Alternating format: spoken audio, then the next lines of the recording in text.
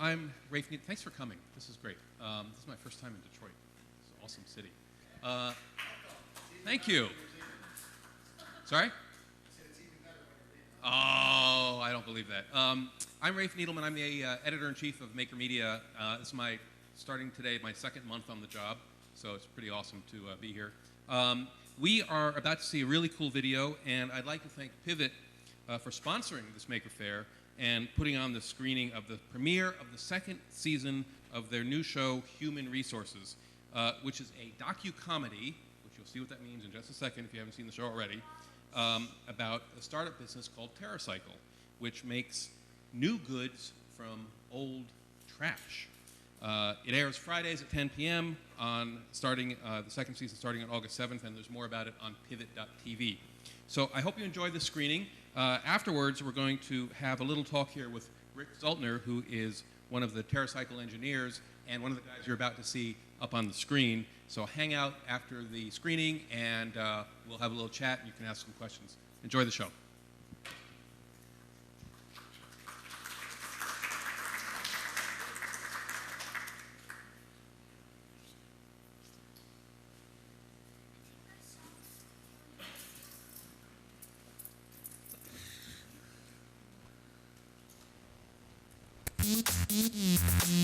Ladies and gentlemen, we are at an amazing time in human history. Is it on? What's this red light mean? Welcome to a little less me, a little more we. Yes. The problem with a unicorn, though, is you're a mythical being, so it's hard to find a mate. That's true. And you're always horny. Are you serious? It looks like the polycaprolactone trial. Polypterodactyl. I'm gonna hit you.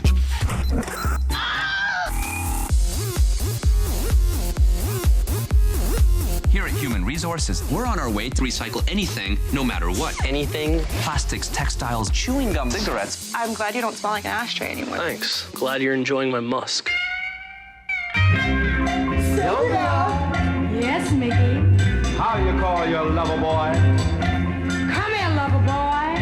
And if he doesn't answer? Oh, lover boy. And if he still doesn't answer? I simply say, baby. Want to watch our shows? Go to getpivot.tv and ask your cable provider to get Pivot.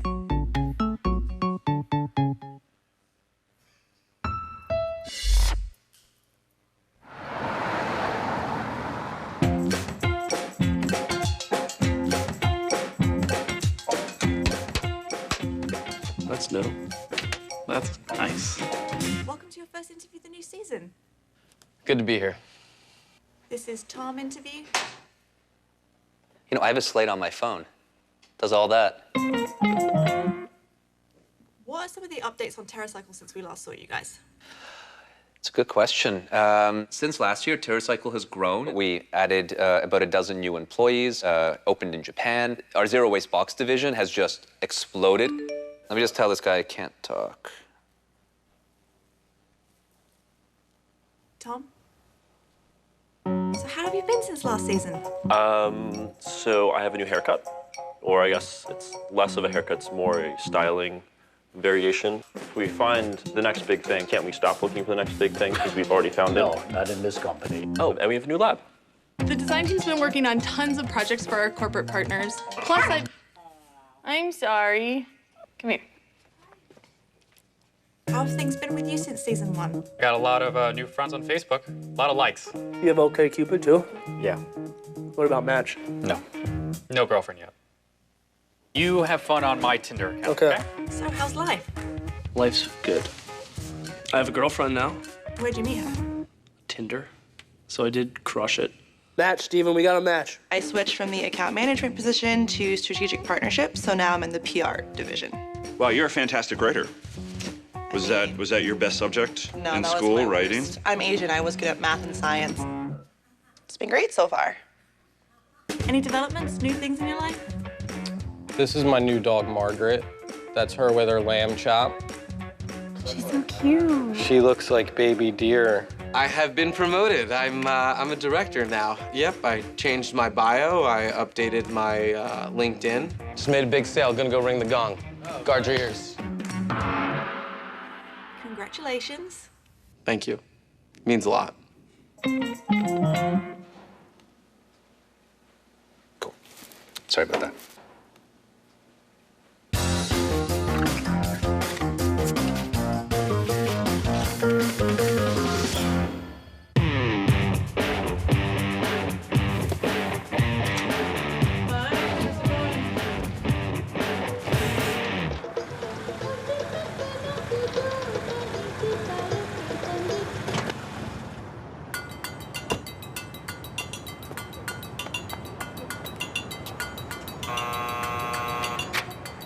Hi.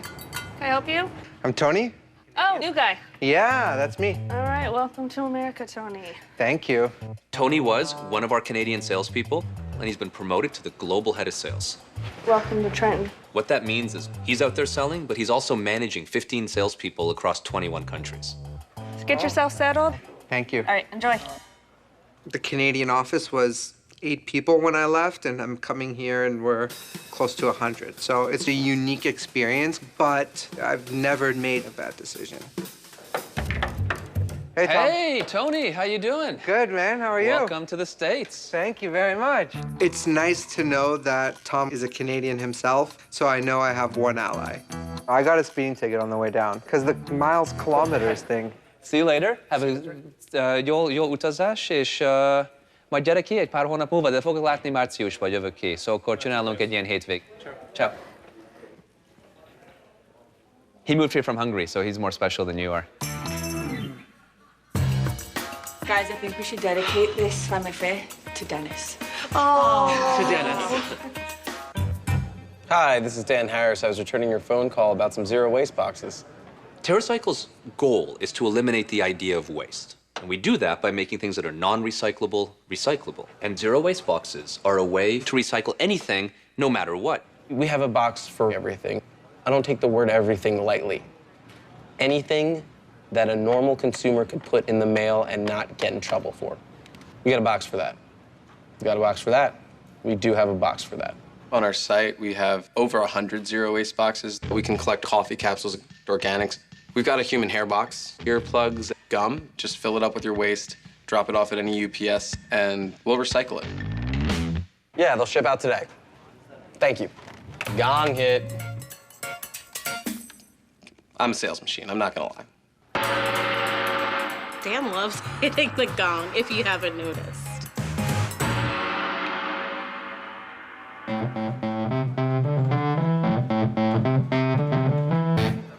Thank you for calling TerraCycle and have my director call.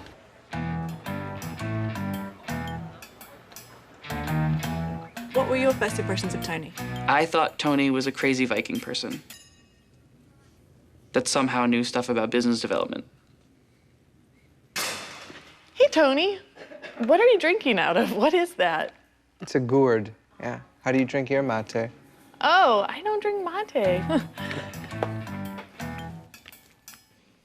Cool. Well, welcome to TerraCycle. How's it going? What's going on? All I know about Tony is that I like his beard, the length of it. Do you put oil on that thing? Yeah. It's like shampoo, condition, dry, moisten, oil, balm, comb, shape. What? That's so much. You sound like a woman. I don't think they've gotten to know Tony yet. I am a unique guy. I'm a snowflake. I'm a ball of energy rolled up into a bearded package.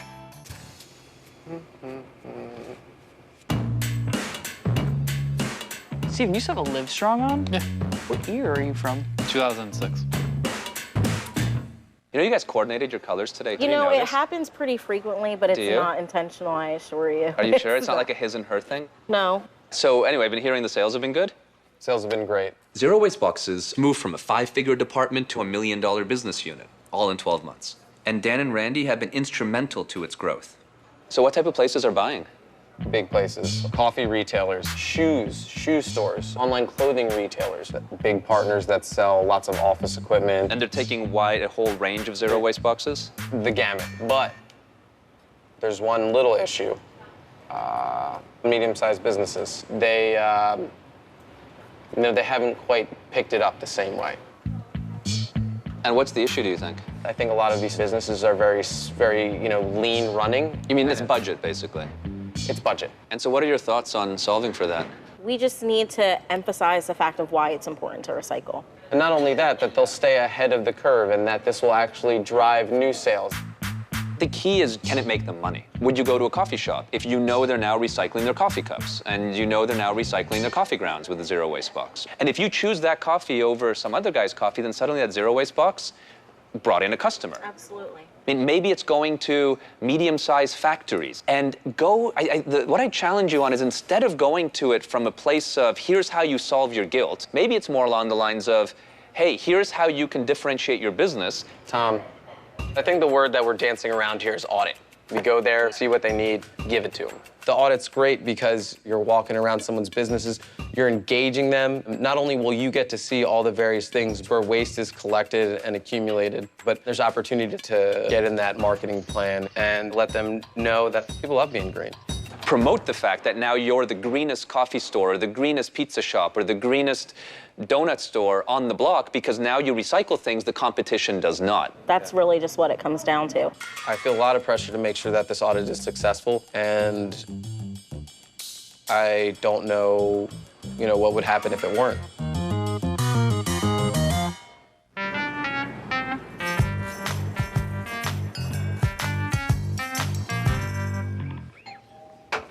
Hey, Frank, good to meet you. Hi, Randy, nice to meet you. Nice to meet you. Century Packaging is a location that Dan found. They make cosmetic products, food packaging. It'll be really interesting to see how they operate. We can hang up your coats right over here. And I'm really hoping that this audit generates a sale, because an audit without a sale is definitely a waste of time. Would it be all right if I just took a peek inside your garbage cans? That's part of the audit, is to kind of catch these little things that people don't consider in their day-to-day. Would you say that this is what you typically throw away? It's a comprehensive waste audit. Plastic packaging, some snack wrapper. Office supplies. Oh, wow. This is where all the magic happens.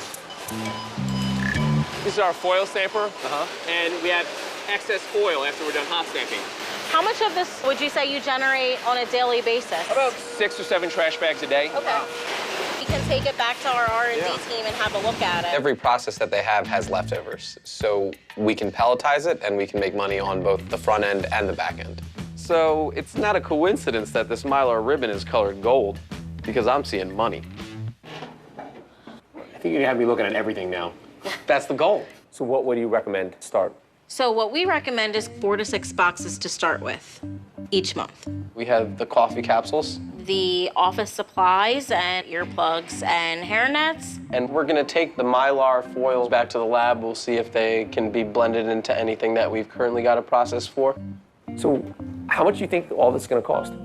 Boxes range in price from $50 to $200, depending on the amount of different types of waste, but we see sustainability as a primary reason that a lot of people purchase these boxes, because their customers, really find value in sustainable practices. And that's the purpose of this meeting here, is just to really kind of let you know that it's a tremendous marketing collateral. I appreciate you guys coming down here. I mean, it really opened my eyes to a lot of different things that can be recycled. I think the audit went great. Thanks for coming.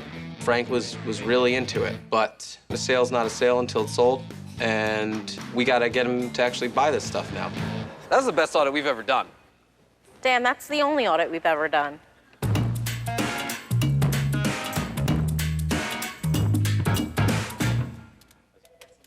What was Helen Keller's teacher's name? I always think it's like Anne Hathaway, but it's not. Hey guys, what y'all doing? We're discussing trivia. Yeah? It'd be nice to get to know more people at the office, but I don't have an ice-breaking strategy. Do you guys ever go to like pub trivia here, or? We do. Yeah? We do trivia every 2 or 3 weeks or so. So when we play trivia, we don't always win, but we're usually pretty good. What are you guys doing this weekend?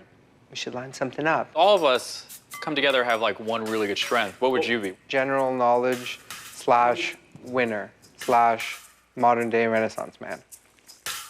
I take trivia so seriously. It's the only game I do not cheat in. When it's adding members to my trivia team, I'm very selective who I add. Who shot Mr. Burns? Maggie. Yes. What are the 3 starting Pokemon you can choose from? I'm almost embarrassed that I know it. Okay. Pikachu? Nope, you already lost. Oh, what the? You're out. I was confident. You were. You had a lot of behind. Wait, what professional sports team is currently embroiled in a logo and name scandal? The Redskins. What does the tuck rule refer to? The game against the Patriots where Brady was tucking it and it should have been a fumble, but it wasn't, and the Patriots won. Okay. Impressive. So can I be on the team? Maybe. I'll take a maybe.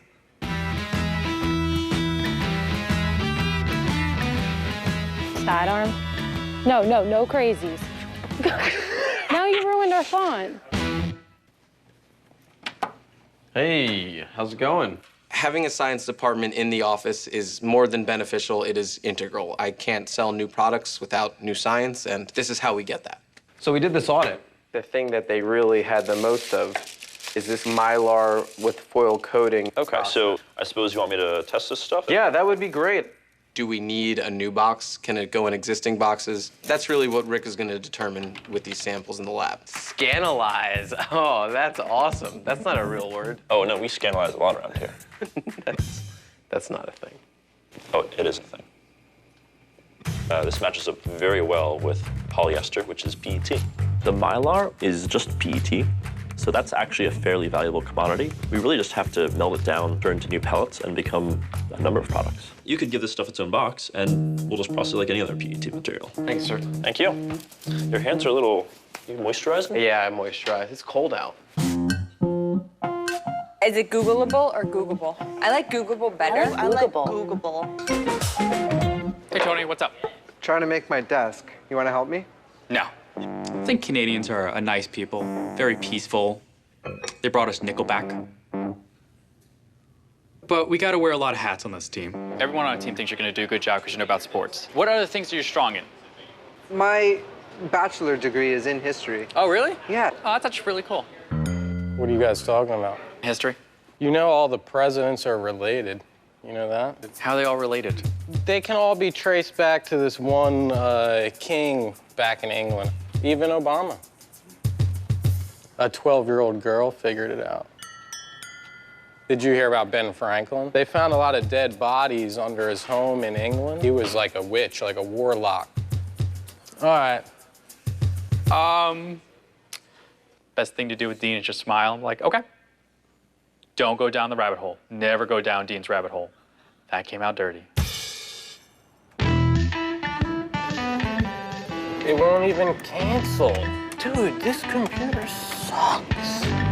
Hey, Frank, it's Dan. How are you doing? We had the Mylar material by itself, then we had the Mylar attached to the paperboard. Pretty much everything we saw, we've given you a solution for here. Now it's just a matter of finding out if there's any issues that you might have with the costing here. You know, the Zero Waste Box program is the best, simplest, most cost-effective, and virtually only way to recycle a lot of the things that you're looking at. And that's really what we're offering you the chance to do here. I think 25 to 50 boxes ought to cover you for the year. The name of this game is reorders. You know, we're building a book of business. We're making sure people understand and enjoy the product, and it becomes as commonplace for them as their normal recycling. And then from there, it's just word of mouth and growing organically. Great news, Frank. Really appreciate it. I'll get those boxes out to you next week, and then every month after. Very nice. And this is the proof that the audit is the way to handle these medium-sized businesses. And you don't need to be a medium to know that.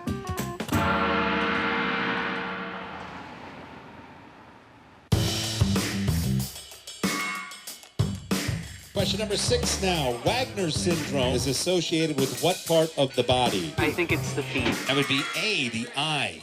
Oh. If we win trivia, I think that I will gain the respect of some new friends at the office. And everything will be, you know, hunky-dory. Is that an expression in the US? Why are you asking me? What body part do earthworms have 5 of? I would say C, stomach. That would be B, hearts. What comic book author wrote V for Vendetta? Frank Miller. That would be Alan Moore. Oh! That's comic books. Oh, wait, that's your thing. Here are your scores. After 3 rounds. On your knees, Lewinsky's 240.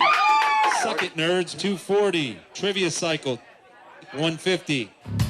We didn't do so well in round 1, so we all have to pull up our socks and get it together. Last round of the night. What WWF star fell to his death in 1999? Owen Hart. You sure?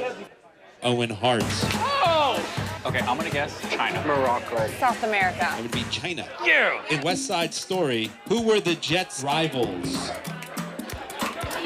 My mind is like the sword of a gladiator.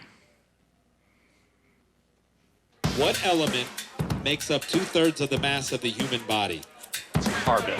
That would be oxygen. Come on!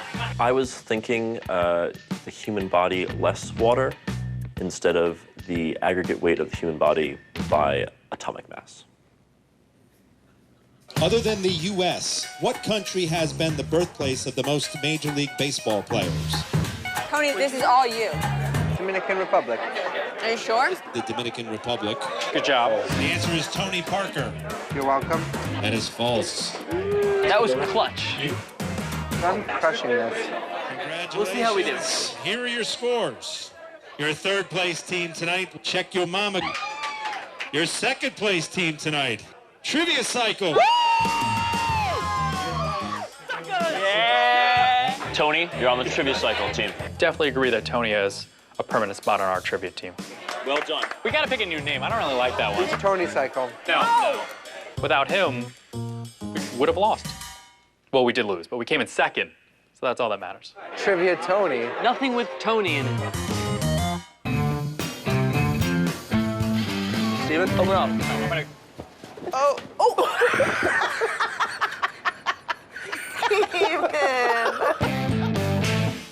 We got our first zero waste boxes in with Frank at Century Packaging. If there's any person that's going to be more pumped than I am, it's Tiffany. Hey, Dan. I have some very exciting waste. Rick is going to take most of it, but I just think that it's got a lot of potential here in design. Getting a new waste stream is kind of like Christmas morning here at TerraCycle. Like, it's a lot of fun to be able to experiment with something new.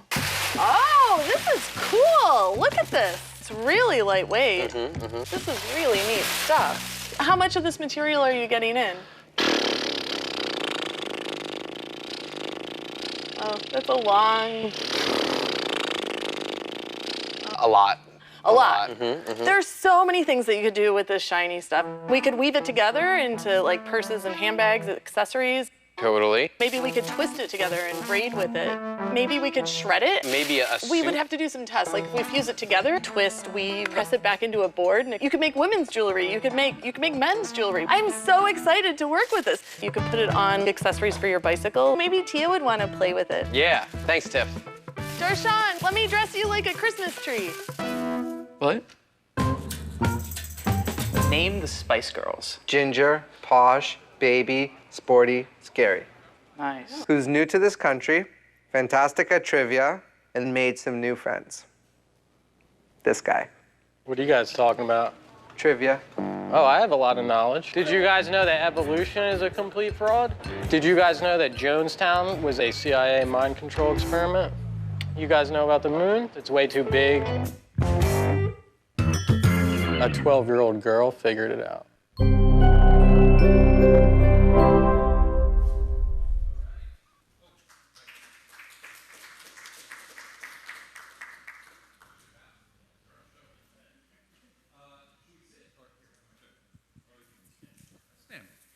Okay, so that was Human Resources by the Pivot Network.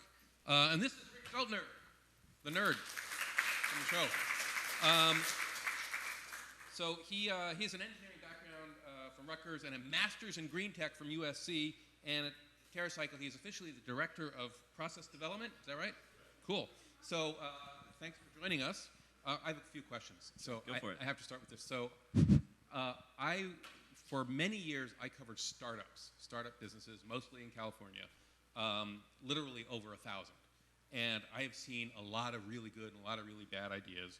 And I have to ask you this after knowing what TerraCycle does. It's a real company?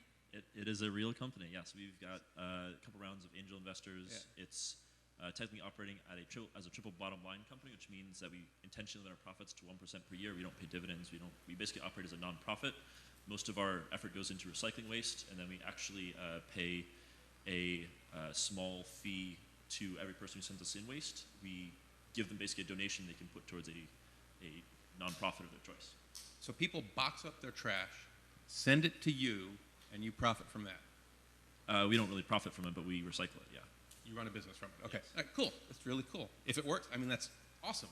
So, I mean, obviously at Make, you know, we love the idea of taking old stuff and making it into new stuff, whether it's garbage or expired technology, you know, expired printer or lumber or whatever that's lying around. So I have to ask you, like, what's the coolest TerraCycled, recycled, upcycled project that you've worked on? Yeah, so that I've worked on. I don't if you see some of the episodes, we work on some dirty, nasty stuff. We actually have an episode this season about cigarette butts that we are able to recycle into several products. Mostly shipping pallets right now. It's safer that way. You don't want it going into your forks and knives, that sort of stuff. But it could give you a little lift.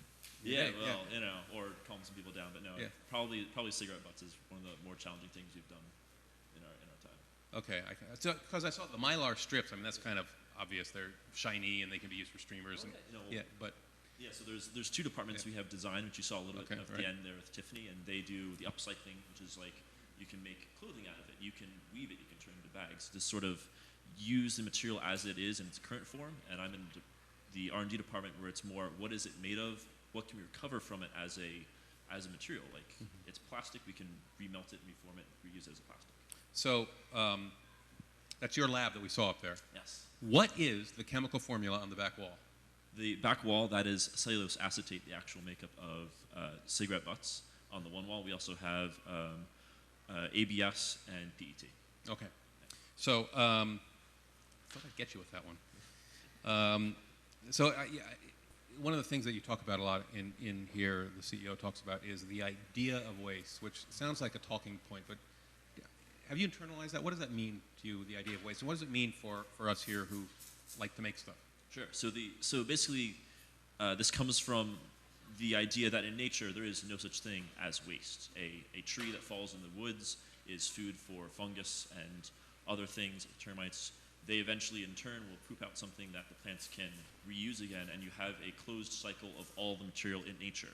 Obviously, as humans, we've kind of disrupted that. We've invented materials that cannot be recycled by nature. Plastics, most notoriously among them. Metal kind of will eventually rust and become new stuff. But we've basically invented this whole new problem because of our development and our society that we haven't figured out what to do with yet. Our best solution to date has been to dig a hole and bury it. And that's really a tragedy that we haven't been able to innovate our way out of it yet. And this is really what we try to solve as a company. Isn't that kind of an economic problem? It is, indeed. The whole reason that this water bottle is recyclable, or your aluminum can, or milk jug is recyclable, is that when you take it down to a polymer, clean this, wash it out, and sell it back as a new plastic pellet or regrind, you can make a little bit of money doing that. The things that we focus on, you can't do that, which is why we need some subsidy. In this case, the Zero Waste Box program we're referring to, those cost money. If they wanted to recycle that Mylar film, they would be paying us a little bit of money per pound of material for us to be able to run that economically. So that's really what we focus on, is that next frontier of what is the next material we can possibly recover and render recyclable. So at your company, at TerraCycle, do you consider yourselves makers? The way I would say it is we are kind of the unmakers. When you've made a product, makers focus on making something new, different, unique, improving, creating a new product for some niche out there. The problem that we try to solve is once you've made this product, how do you get it back into something that can be remade? If you make a chair and it breaks, can you reuse the parts of the chair? Can you turn it back into something usable to remake the chair, or is it fundamentally wasted? Okay. If anybody has questions, please raise your hand, and I'll love to take some. I have a couple more, but please, let's hear from you guys after seeing the show. All right, you got to help me out. My house, I love the idea of what you're talking about, but I'm very lazy. I've got San Francisco, we've got a bin for unrecyclable stuff, the black bin. We've got a blue bin for recyclables, which is pretty much almost everything, and the green bin, of course, for green waste. That's it. I don't really want to have like 9 bins in my house. So how do I, as the head of a household, live the right life when it comes to taking care of all the stuff that all the trash I'm generating?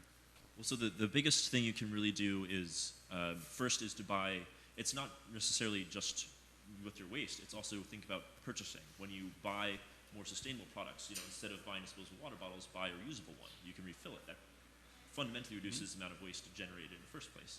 And with that sort of thinking, you can actually, manage what is actually wasted. Or, if you have an old piece of furniture, don't throw it out. Like, let someone else put it on the curb. It'll probably get, go to someone's new apartment somewhere. Like, that's the better way to think about it is when something has already been, become waste, it's probably somewhere else that we could have done something better with it. But as a household, though, definitely see, like, do you have a coffee machine? I have a coffee machine. Focus on the things that, there is a lot of material generated, and, maybe add one more box for that. For example, we can recycle coffee capsules at our company. No one else can basically do that as far as I'm aware. We've developed the technology and the capability to do that, so with those K-Cups, we can separate the components from them and recycle them. So that's interesting. So there's a lot of stuff in there. There's plastic and foil and coffee grounds. I assume the coffee grounds can go in the compost. Yep, those will be compost. But the non-recyclable, the man-made materials, what do they become? Do you melt them down, or do they become some manufactured thing? Sure. So I guess I'll use K-Cup as an example because it's pretty familiar with you guys. There is a exterior layer of plastic that's polystyrene. The interior has coffee grounds, and you have an aluminum layer on the top of them. We can separate all 3 of those, and aluminum you can resmelt back into aluminum cans, and the plastic styrene is pretty usable. You can actually put them a lot of places. The biggest one for me, because they're so expensive and I hate them so much, is printer cartridges. Oh, you guys are with me, aren't you? Hang on a second. Do you know, I did a story on this like 5 years ago, the most expensive liquid you can buy in the world is printer ink. More expensive than any perfume. It's like $8,000 an ounce. More expensive than whiteout? More expensive? Yes. Yes. Well, because you buy it in these cartridges, which have all this other stuff in there, and then they overprice and jack you up, and you can only get one. I have a printer, I'll stop my rant in 10 seconds, that has 5 cartridges in it, and if any one of them runs out, it will not print at all. So tell me, first of all, how do I get back at Epson? And secondly, what do I do with those old cartridges? Well, you could be a bit of a hacker, and I think you can actually take a syringe and re-inject ink back into it. You can probably buy ink online. I'm sure there's places to do that. If you want to basically not buy from them again, you can basically circumvent them. Yeah. Alternatively, though, if you want to recycle those, most of the cartridges, my experiences, are polypropylene. So that's number 5 plastic. So there's dairy tubs and some other stuff made out of that. So that's actually fairly recyclable in the right hands. Okay. I will send them your way. And by the way, you can't just put ink back into them because they've got chips in them that are date-coded. So they actually expire. Well, Arduino then. Yes. Thank you. Any other things that need to be recycled? What do you guys have questions about? Yes? I'm just saying, but did you think of taking the coffee grounds, wrapping that silvery stuff around and putting the coffee grounds inside as like a hacky sack? Coffee grounds is a hacky sack. What? Inside, and then you have the polyester wrap, the polyester strip from the video wrapped around it. And if it breaks, it smells like breakfast. Yeah, then it breaks and it's fertilizer. But go ahead. We've never thought of making hacky sacks out of that before. That's a great idea. I like it. What else? One over here, and then there. Describe again your corporate model. You're limiting your profits to 1%, and then you mentioned something about additional profits then being funneled back to other sources. Talk us a little about that. Sure. So the business model that we have is a corporate-funded model, basically. Most of our operations come from partnerships with large consumer goods companies. Example would be Capri Sun. We have developed a program to recycle those juice pouches that they manufacture. They subsidize our recycling operation, and in addition, when you send in your juice pouches to us, we give you basically a $2 donation to any charity of your choice. So that way you're effectively raising money for a charity, or if you're a school, you can donate that back to you as a school for your operations. So that's one of the fundraiser mechanisms that we have to encourage people to send us waste. Does that answer your question? Okay. At my kids' school, they generate a lot of snack bar. We should talk. snack bar waste. There was a question back there. I can't see very well. Yes, yes, sir. Yes. Batteries is the question. What do you do with those? Good question. That is a good question. We have some development work going on with batteries, mostly alkali right now. I know some of the NiCad and other ones are a little tricky. We have a zero waste box for that, but we don't have a funded program, so it's fairly expensive because they're fairly expensive to ship through the mail. Most of our stuff has to go through the mail, which is a large cost driver on our end. But we are working on batteries, and we do have some developmental solutions there already. Another? What would be the challenges to applying what you're doing to like a municipal waste stream, or even just solid garbage, not just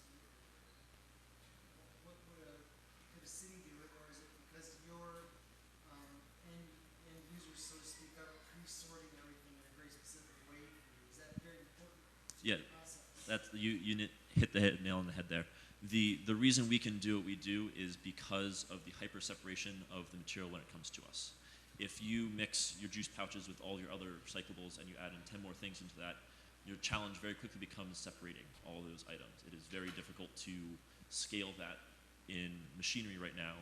There's a lot of work that your MRFs do that take your current municipal waste, but they have limits right now, and separating 40 different waste streams is very difficult, which is why they can only really do 6 or 7. And so because we get things hyper-separated, we get a lot of chip bags, we get a lot of juice pouches, we get a lot of coffee capsules.